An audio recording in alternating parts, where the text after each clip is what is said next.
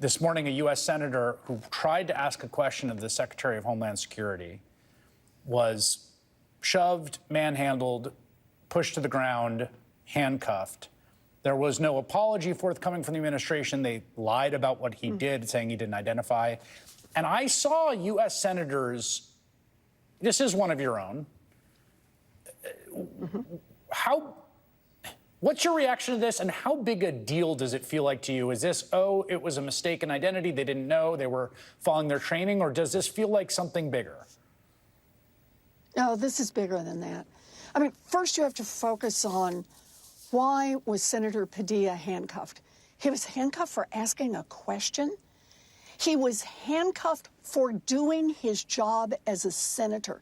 You know, you've got to remind everyone, what's our job? Our job in the Senate is to do legislation, to do the nominations, and to conduct oversight. And oversight is about asking hard questions, questions that are uncomfortable. Look, I've done a fair amount of that myself, and I've done it in Democratic administrations and Republican administrations because that is my job. In the Constitution, Congress has a job, and part of it is oversight about how any administration is enforcing the law. So there's Alex Padilla, the senator from California. He represents the people of Los Angeles. We've watched what's happening in Los Angeles, what Donald Trump is doing, possibly not legally, bringing in the National Guard, bringing in the Marines.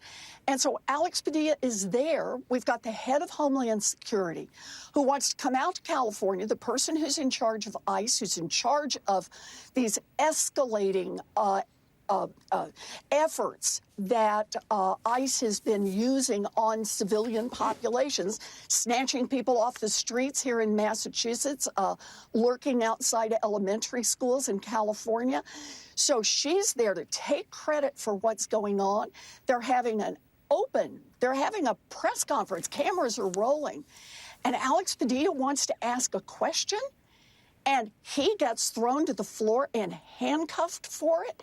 And then the Trump administration just wants to gaslight everybody and somehow try to blame the senator for that. All I can say is anyone who isn't already convinced that the Trump administration is trying to undermine free speech in this country, trying to shut down anyone who doesn't agree with Donald Trump and doesn't bend a knee to Donald Trump, anyone who doesn't believe that that's what the Trump administration is doing needs to watch that video of Senator Padilla being wrestled to the ground and handcuffed simply for trying to ask a question.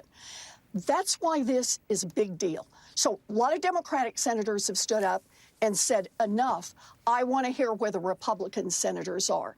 Because anyone in the position that Donald Trump is in who is willing to do this with a senator and back it up, Kristi Noem in there ready to back up and no apology, try to defend herself and lie about what happened, anyone who's willing to do that is willing to do it to you, to anyone else in this country. It is time for Republican senators to speak up. We need an independent investigation of this. It is time also for Kristi Noem to resign. She needs to resign. Senator Elizabeth Warren, you've been incredibly generous and gracious with your time tonight on an extremely busy night, and it's been excellent to have your insight here. So I really appreciate you joining the program tonight. Thank you. No, thank you.